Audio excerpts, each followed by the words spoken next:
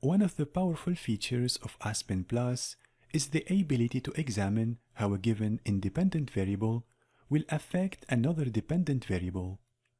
To better illustrate this concept, we're going to show you step by step how to instruct Aspen Plus to perform a set of iterations by varying the flow rate of the MIBK2 stream that you can see here until the Flash2 unit yields a bottom stream with at least 95% weight purity water.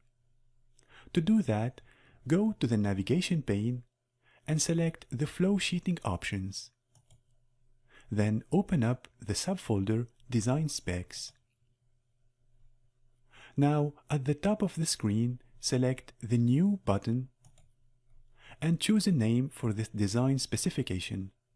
In my case, I will keep the default name suggested by Aspen Plus. When you have done this, your defined tab form should look like what you see on the screen. Notice here that there are 3 areas where we must input data in order for the required input to be complete. These are Define, Spec, and Vary tab. Next to these tabs, you can see actually a half-filled red circles indicating that some parameters are missing. In the Define tab window, you must set the dependent variable that you are interested in. For our case, this is the purity of the water product stream, or in other words, the mass fraction of water in the stream exiting the Flash2 unit. So to do that, either you click on New and then name the new variable as water mass fraction or H2O mass fraction, MF for mass fraction, then click on OK, or directly key in the variable name under variable column, as you can see here. Then hit the Enter key on your keyboard. Now we need to specify that our variable is the mass fraction of water in the water-rich product stream exiting the Flash2 unit. So under Category, select Streams, and then from the Type drop-down menu, select Mass Fraction. Now in the Stream box, select your water product stream. Recall we tagged it FL2H2O. And now under the Component box, select Water.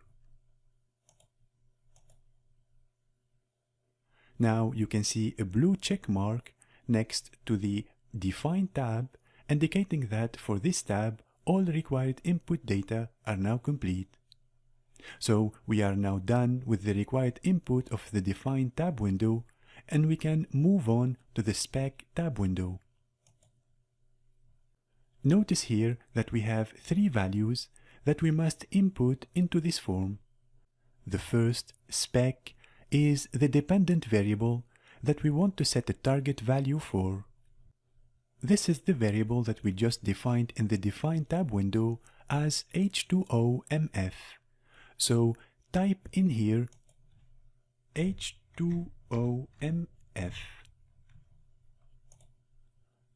Then target is the numeric value that we would like our dependent variable to be equal to at the completion of the calculation iterations. Our target value is 95%, or simply 0.95. Finally, tolerance accounts for the margin of acceptance. For our purpose, a tolerance of 0.1% is acceptable. So you can type in here 0.1% or simply 0.001.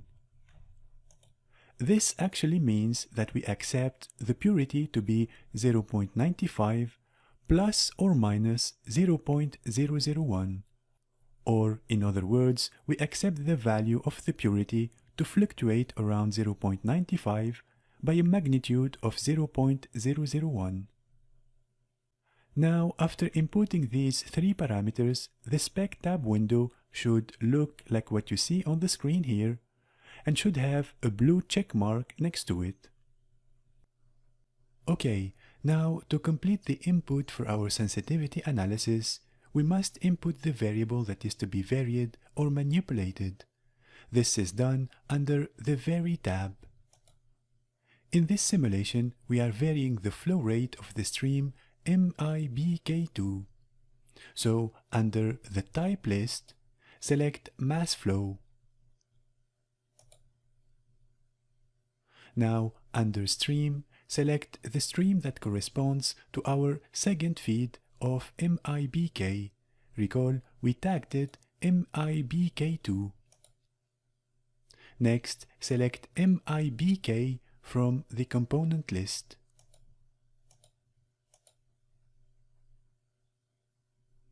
Now, the values that you can see here, placed into the manipulated variable limits boxes, indicate the range that Aspen Plus can use during its iteration calculations.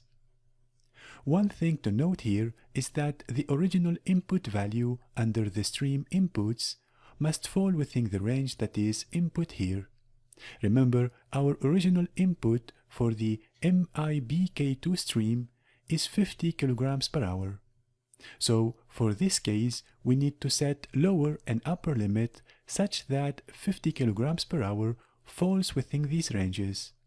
So, for example, in our case, we can input here 25 kilograms per hour as a lower limit, and as an upper limit, we can set 250 kilograms per hour. Finally, the other blocks that you can see here and that can be filled relate to the step size that Aspen Plus takes during the iteration. It is not necessary for you at this stage to input values into these blocks. We will use the default Aspen Plus values. So now your Vary tab window should look like what you can see on the screen, and you should have a blue check mark next to the Vary tab. So we are now ready to run the simulation and check its convergence based on our input design specification. So to do that, click on the Run button that you can see here to run the sensitivity analysis. Now that our calculations are completed, open up the Control Panel by clicking on the button Control Panel that you can find under Run Group in the Home ribbon. The control panel that you can see here indicates how many iterations Aspen Plus made during its determination of the flow rate that met our design specifications. In our case, you can see here that Aspen Plus has made 7 iterations. Now, if completed correctly, our simulation should contain neither warnings nor errors in this window, which is our case here. No errors or warnings are issued during simulation. So let's now get information regarding the convergence of our simulation. In the navigation pane that you can see here, go to Convergence, then Convergence again, then Solver 01, then click on Results. This will open this new tab for you. Go to the Spec History tab sheet, and in this sheet you can see each of the values attempted by Aspen Plus during its iteration cycle.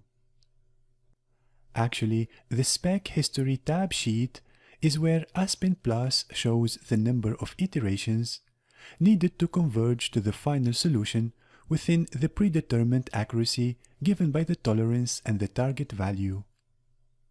You will notice here that Aspen Plus executed 7 iterations to determine the flow rate of MIBK2 such that the absolute value of error is less than the tolerance value that we have specified of 0.001 that was specified in the Spec tab sheet. In addition, the final value of the manipulated variable, which is in our case the flow rate of the stream MIBK2, is 192.87 kilograms per hour of pure MIBK. The error column that you can see here indicates how far the final dependent variable is from the specified value. In our case, we have specified a target value of 0.95, and you can see here that the final value corresponding to the 7th iteration is far from 0.95 by this much. Finally, the error over tolerance column that you can see here indicates the division of error value by tolerance value. An absolute large value in this column means that the simulation does not converge, while an absolute value near zero indicates an excellent convergence. Now click on the results sheet under the design spec that you can see here, and this will show you the value of the final manipulated variable, so the flow rate of the MIBK stream that you can see here, 192.87 kilograms per hour, and the mass fraction of water in the outlet stream as obtained by Aspen Plus simulator after 7 iterations. Remember, at the initial value of the flow rate of MIBK2 of 50 kilograms per hour, the mass fraction of water in the stream exiting the flash unit is 0.899, and it jumped to 0.94 at the final value of 192 kilograms per hour for the flow rate of MIBK2, meeting the design specification, namely the target and tolerance values that we have imposed to Aspen Plus.